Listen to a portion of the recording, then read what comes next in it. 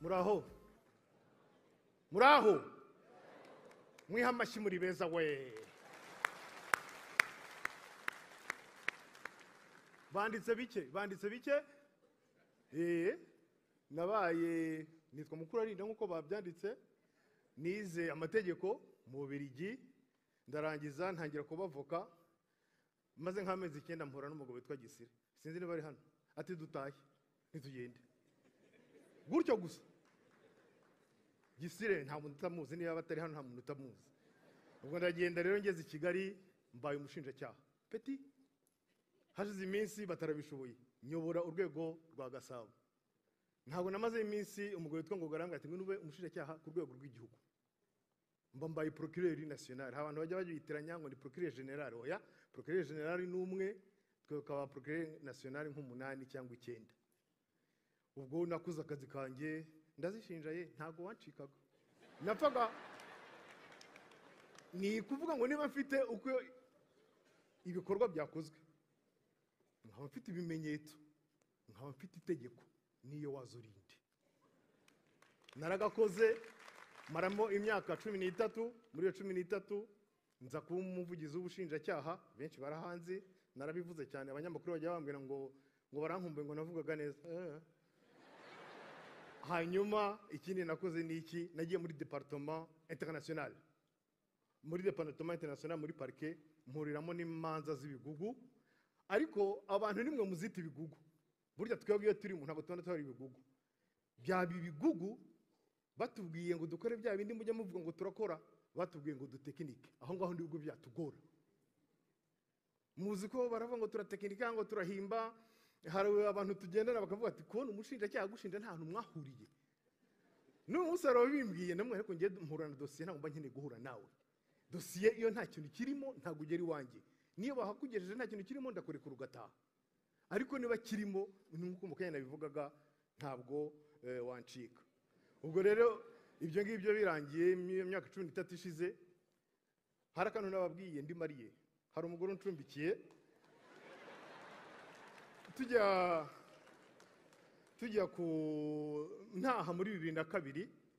Naramuhamagaye ndamubwira nti dero ma chère Martine mon amour mon espoir makakwa papaye, nti urakora muri Bank of New York i Brussels, ngiye nkora mu bushinjacyaha i Kigali, nutazi Kigali tayari. Arataha turi Maria, Imana ishimwe dufite abana babiri. Ejo bundi rero mu kwezi hashize imyaka 4 cyangwa 5 ava ku kazi, ntabwo yarereye Karungu bya bindi bya yaje aseka ati turi yawe yarageze ntibite, yakoraga muri Bralirwa, ati banyereje mu Buholandi, ati tugende. Aturibuka umpamagara ngo urataye ngo dutahe kwavana muri Bank of New York. Ndavuga ndetse ko president wacu yabaye agaciro nyine tugende.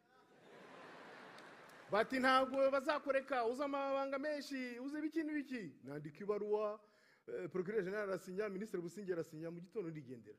Ubwo tuba tugiye kuba mu Buholandi, nsubiye muri diaspora. Ngezeyo rero ikintu cya mbere nakoze ni iki, nahuye n'ibibazo byinshi cyane kuri rya jambo nababwiye bita gutekinika.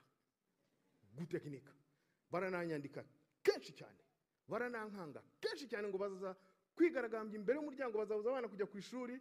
Ndavuga nti ibi bintu ngiye numvaga ntacyo bintwaye, kuko nari nzi ibyo nakoze bifite icyo bishingiyeho. Ndavuga ntako abana banjye bazagira ikibazo. Ubwo se rero umushinjacyaha se na munyamategeko, ndicara nandika igitabo mbaye umwanditsi. Ndacyandika mbaza kucyandika mu Kinyarwanda, ndangije ngishyira mu Rufaransa, cyitwa Qui manipule qui, ibirimo muzajye kubisoma. Ubwo ibyo ngibyo birangiye, ndavuga nti rero ni iyihe experience, ni iyihe innovation nakura muri ibi bintu byose nanyuzemo. Nk'umuntu wabaye mu Rwanda, njya kwiga mu Bubiligi, ngaruka mu Rwanda mu myaka 13, madame ansubije mu Buholandi, ubu yavuze turagenda utugeza muri Côte d'Ivoire. Ubu niho tugeze, naramenyere nta kibazo. Ndavuga nti muri iyo muvuma tubamo dora tugenda nakora iki. Nashyizeho cabinet ikora ibintu, igira inama noneho mu mategeko no mu butabera, ariko cyane cyane mwebwe ba diaspora. Mugira ibibazo bibiri, muza mu Rwanda soit ni mu kwezi kwa 7 cyangwa kwa 8 ukwezi kumwe, nta kintu mwatubeshye, cyangwa ni mu kwa 12 kuri Noheli ibyumweru 2, nta bindi. Ndabyumva kandi nanjye narahabaye. Muza mufite ibibazo, inkiko, abavoka, land center mu butaka, mukabitangira abantu babafasha hariya kubera ko mwazanye amayero muri uko kwezi. Très gentil, bakaba bana beza, bakaguhamagara ukababona, mu gitondo avoka byose ukabibona. Fa kurenga kuri aeroport, hamagara telefone yavuye umukenda gusara. Kubera iki? Kubera kuzi kuzagaruka umwaka utaha, ibintu bigakendera. Nguko twashyizeho rero uburyo, kuko na diaspora yewemo ibibazo mbizi bushobora kugufasha utiriwe uza. Ejo bundi abantu barambye bati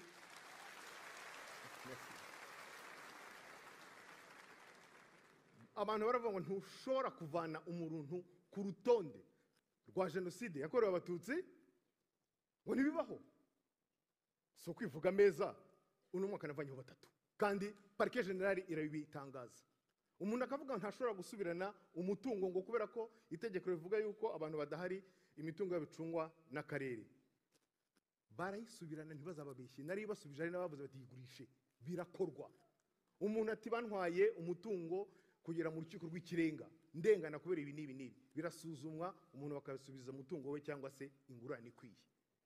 Iyo ndangije muri ibyo rero mbo umuhanzi, sinavuga ko batabyanditse byose, ndaririmba bien. Abantu bakavuga bati abiyenza ate, abifatanya gute? Tugerageze turebe. Sina kubonye nabaye nkubonekewe, nibaza ibimbayeho sinasobanukirwa. Nakubiswe n'inkuba mfatwa n'amashanyarazi, sigara nzengerezwa mbura onicara. Yewe mureka tetetero ry'abatoya, umuteta bikwiye cyo ngwino gutetesha. Mwari muzi ko ari yanjye se?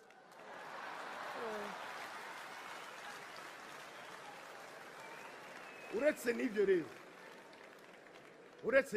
uretse kuririmba, mwabyumvise yabivuze ngo bajye bademba menshi, ibintu byo kuzana abanyamahanga bakaba miliyoni. No, natwe bajye baduha turabishoboye. Niba hari ibyo dukosora mu bitubwire, ariko ntimukaturutisha abandi. Hanyuma rero murabibona, mwaka utaha ubanza ngera 50, naravuze nti ese naguma nyine muri ibyo by'abajene. Ni byiza, nahisemo noneho no gufasha abahanzi badafite ubushobozi, bafite impano ariko batabasha kumenya aho bibera.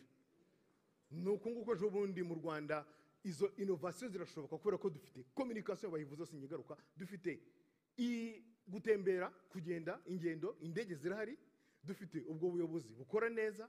Nguko uko ushobora gufata umuhanzi wari ese mvuge ngo iki, wararaga Rwantambi hanze mu mezi 6 8 kuri YouTube, kuko mu Rwanda dufite 4G, akarebwa na inshuro miliyoni 4 mu mezi 6, kandi akajya gucurangira muri arena imbere y'abantu 10,000. Yararaga hanze. Mwese muramizi ni gisupusupu.